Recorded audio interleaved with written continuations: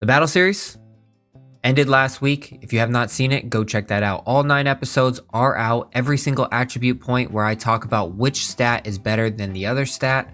And you pretty much can go check it all out. I use data behind it. And just remember that testing in that series is there for foundational pieces for you to use to find out what data has proven to be better or not better.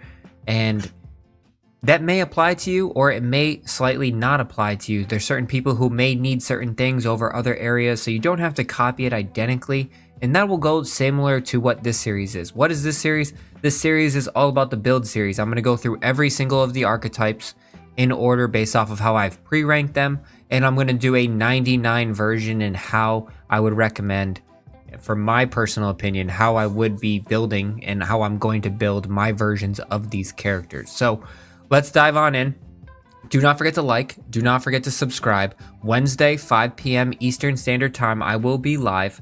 This is my Magician build. 99 overall, maxed out Magician build. This is my best build, my favorite build, and the most important build to me. But that can change, obviously, as I continue to get the rest of them up to a 99. We'll essentially have a little match, 99 versus 99 versus 99, and we'll dive on into that. But this is the final set of attribute points and how I have it all. I have contact all the way up to an 89, and I have a power on 65. Now you'll see the number in the bottom, especially with my driver, it says 291. That is the number with the fittings applied. We'll get to those here in a minute. So just note 65 power, 89 contact is how I have this set up. I have all 25 points on swing path because I have no issues with the slightly turned correction meter. So that is actually a really good spot for me. I don't really need correction. I actually like to move it in a certain spot, and this correction is actually pretty good. I like a good correction around 50 to 60. That's a really good number for how I like the correction to be.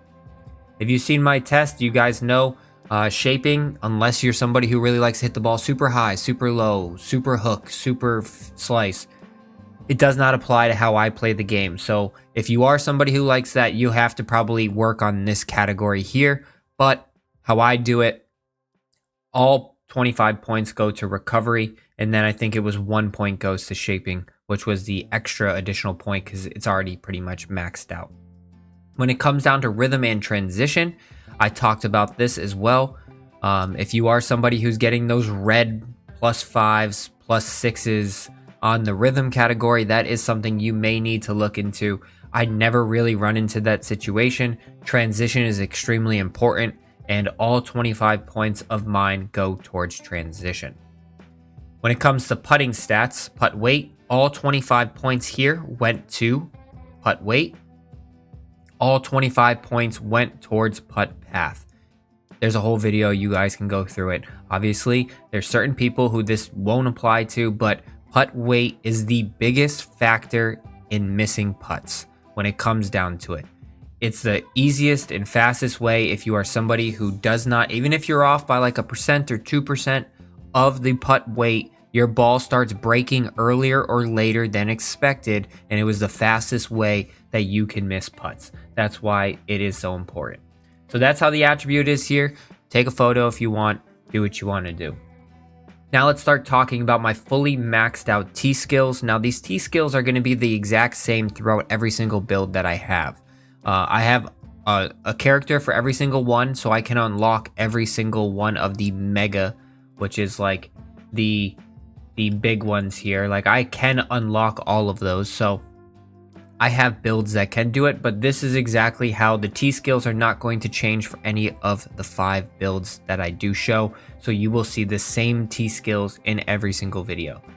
Approach shot, I don't use anything. If I was going to, but I didn't have any points left over, I would have gone with the stinger route. Power drive, I don't see useful, necessary, simply because the window is so small and you have to sacrifice one of the other more important power skills, like big bonus skills that you can get. When it comes to the approach one, this one you'll probably see the most points that I have here. I have a fully maxed out approach section, and then I have the choked approach, but I skip through that section to save myself skill points. so that way I can max out my off the deck. Now, I don't use off the deck very often. I don't really, this is somewhere where you can definitely save points. If you didn't want to go choked approach, you can just save all of those points, get power drive if you really want. But having the ability to go off the deck if I need to get to a long par 5 is something that I do want down the road. So maxed out that here. I have tested out knockdown, and I'll put out a video on that later. I really don't think it's worthwhile. I don't think it's worth the investment, and I'm not a big fan of it. And I'll prove that in the actual video down the road. So I've maxed out spinner. If anybody knows, this is hands down the best shot in the game. And what I've done is I've circumvented the runner by not applying fittings here, and I saved myself 16 skill points there. So maxed out pitch, and pretty much how I've went about that. When it comes to recovery, I have never hit a punch shot in this game. I understand there's times in which you're under the trees and it probably is useful. That's probably maybe a 2% time in this game. I saved all my skill points by not applying anything towards the punch. I've applied everything on the flop, the super flop, in case I ever need that in a situation where it's really short-sighted. And then I'm a big fan of the recovery shot as well. So got this one here, and we're going to cover all those shot types in the future. When it comes down to bunkers, this is one of the more important skills here. The pick shot is hands down the most important, I think, extra boost that you can possibly get. So it is something outside of green reader maybe, but they're like 1A, 1B. Blast, I think, is a waste. You don't really need a bunker shot that hits and then runs on a bunch. The splash shot kind of does that already for itself. We'll test those out later on just to prove it to you as well. Power pick, I've never used the power pick. I just used this section here so that way I can get it, simply because I think the power pick may be more useful in the future compared to the actual blast shot. When it comes to the green section, I've maxed out chip, I've maxed out putt, and then I've used the bump and run section here to circumvent all the way down to Texas wedge, all the way down to green reader. Just note, if you don't apply all 4 of these, so like every single time you apply one of these things to the green reader, the squares get smaller and smaller and smaller. If you only do this, but you don't apply any of these additional ones, it's only going to be marginal. Like, you have to apply all 4 of these to really see the benefits of it. Now, I did have 8 extra skill points at the end of this, and you're going to see here that I applied 1 on Texas wedge for the putt path, but I did not apply it for the putt contact. Now that is because I only had 8 points left over, so I had to choose where I wanted to use those last 8 points. And if you guys have seen my putting stuff, putt path is way more important than putt contact. So that's exactly why I have it on this for my last 8 points. Lag putt, I already tested out, found it really wasn't useful, didn't use it very often, wasn't worth my time. And obviously clubhouse pass, I am almost maxed out here with the tie spinner, so that'll be an interesting one. I do use that quite a bit now. So unfortunately you can get the main shot type, but you have to have the clubhouse pass to get the other sections of the actual, tie spinner. I don't know what these other skills are going to be, but obviously they will be free in future seasons of the actual game. So that is how I have my skills there. Now let's talk about my golf bag and how I have it all set up. I have a fully maxed out entire set here. So what I have is I have 5 power fittings on my driver, which gets my driver all the way up to an 85 overall, because I had it at a 65, so it's all the way up to an 85 overall. That's going to give me 291 yards of distance. Now the max is 297.